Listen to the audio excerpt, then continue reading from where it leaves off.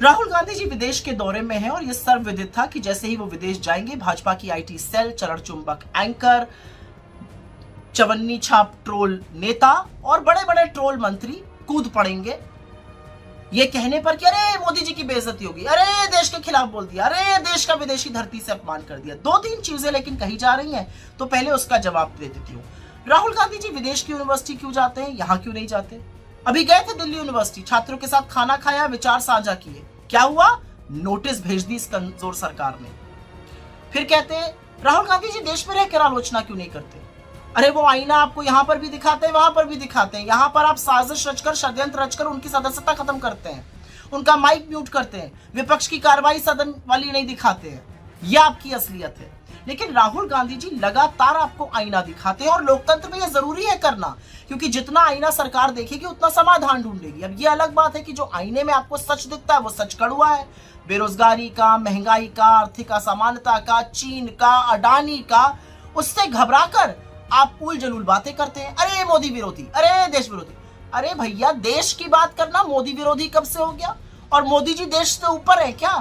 पहली बात। एक बात और कहना चाहती हूँ, राहुल जी को बड़े बड़े लोग बड़ी बड़ी यूनिवर्सिटीज बुलाती हैं तो वो जाते हैं, अपनी बात करते हैं। प्रधानमंत्री तो करोड़ों रुपए फूंक कर अपनी छवि बनाते हैं, खूब स्टंट रचते हैं बाहर जाकर।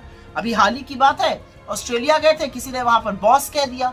अरे भैया, चरण चुंबक मीडिया तो मानो गदगद हो गया, वाह वाह वाह वाह होने लगा। लेकिन उसी के 24 घंटे के अंदर ऑस्ट्रेलिया ने देश के 6 राज्यों से स्टूडेंट्स के आने पर पाबंदी लगा दी। अरे बॉस थे तो वो पाबंदी हटाते, और चरण चुंबको एक शब्द उस पर नहीं निकला आपके। तो दिक्कत की बात यह है कि मोदी जी के बारे में राहुल जी ने ऐसा कुछ भी नहीं कहा है, उनकी तारीफ करी है। क्या कहा है कि मोदी जी इतने सर्वज्ञानी हैं कि भगवान के साथ बैठे तो ब्रह्मांड समझा देते हैं, वैज्ञानिकों के साथ बैठे विज्ञान, इतिहासकारों को तो इतिहास समझा देते हैं, सेना को युद्ध समझा देते हैं और एयरफोर्स को उड़ना समझा देते हैं। अरे मोदी जी तो वो सर्वज्ञानी हैं जिनको ये सारी बातें आती हैं। अब भक्त असमंजस में है कि इस पर क्या कहें। अगर कुछ कहेंगे तो मोदी जी की काबिलियत पे शक हो गया, और अगर कुछ नहीं कहेंगे तो मतलब राहुल जी की बात सही है, तो फंस गए बेचारे भक्त। लेकिन भक्तों, मुझे आपको एक छोटी सी राय देनी है, और राय ये है कि मोदी जी ने महानतम थ्योरियां दी हैं इस दुनिया को। याद है ना, रेडार थ्योरी, फिर गटर गैस से चाय बनाने वाली थ्योरी, फिर हवा से पानी निकाल लो विंडमिल वाली थ्योरी, फिर सदियों पुरानी कॉस्मेटिक सर्जरी थ्योरी, फिर 140 करोड़ के देश में 600 करोड़ ढूंढ लेने वाली थ्योरी, फिर मौसम नहीं बदला है हम बदल गए हैं थ्योरी, फिर 1988 में ईमेल और डिजिटल कैमरा वाली थ्योरी। मतलब लिस्ट तो बहुत लंबी है। A² B² = 2AB वाली थ्योरी, फिर विवेकानंद जी, गुरु नानक देव जी और संत कबीर जी एक साथ बैठ के चर्चा करते थे। ये अलग बात है, वो अलग अलग सदियों में पैदा हुए थे। तो भक्तों, परेशान मत हो, थोड़ा सा पानी पियो और इन महानतम थ्योरीज पर रिसर्च करो, क्योंकि इस देश का लोकतंत्र प्रधानमंत्री मोदी की तरह छुई मुई नहीं है। इस देश का लोकतंत्र प्रखर है, उसको और पुरजोर बनाना है।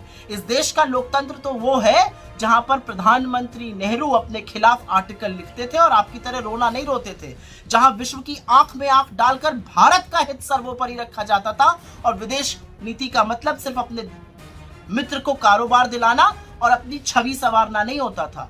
इसलिए मोदी जी और उनके भक्तों, काम पर ध्यान दीजिए।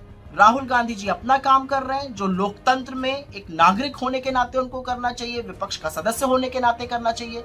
आप लाख रोना रोते रहिए, मीडिया लाख सवाल उठाता रहे, असलियत ये सवाल आज पूरा देश उठा रहा है।